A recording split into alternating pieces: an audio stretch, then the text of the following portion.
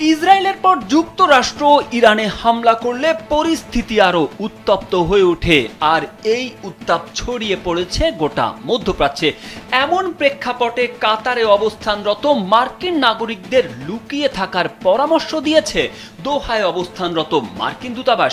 ওয়াশিংটনের এমন সতর্কতার কারণ হলো ইরানে হামলার পর তেহরানও মধ্যপ্রাচ্যের মার্কিন ঘাঁটিগুলোর প্রতি পাল্টা পদক্ষেপ নিতে পারে। স্থানীয় সময় রোববার দূতাবাসটি এক সতর্কবার্তায় জানায়, সতর্কতা হিসেবে আমরা কাতারে অবস্থানরত মার্কিন নাগরিকদের পরবর্তী নির্দেশ না দেওয়া পর্যন্ত যেখানে আছেন সেখানেই অবস্থান করতে বলছি।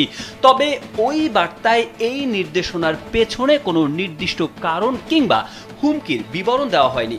দূতাবাসের ওয়েবসাইটে প্রকাশিত সংক্ষিপ্ত বিবৃতিতে বলা হয়, অতিরিক্ত সতর্কতার অংশ হিসেবে এই নির্দেশনা দেওয়া হয়েছে। এদিকে এই সতর্কতা এমন এক সময়ে আসলো যখন ইরান ও ইসরায়েলের মধ্যে চলমান সংঘাত গোটা অঞ্চলে ছড়িয়ে পড়ার আশঙ্কা তৈরি হয়েছে।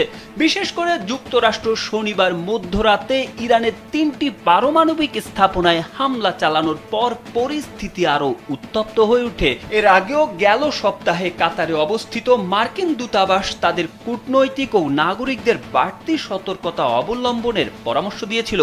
যুক্তরাষ্ট্রের এই সতর্ক বার্তা কেবল কাতারে অবস্থানরত মার্কিন নাগরিকদের জন্য নয়, বরং তা পুরো মধ্যপ্রাচ্যের সম্ভাব্য যুদ্ধ বিস্তারের পূর্বাভাস হিসেবেও বিবেচিত হয়েছে।